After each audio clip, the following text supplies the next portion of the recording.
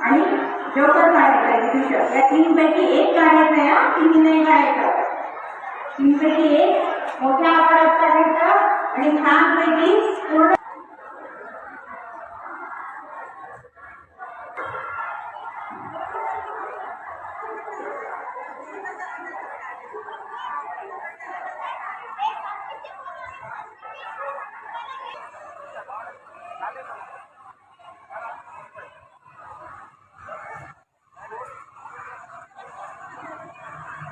चित्र काढायचं नाही.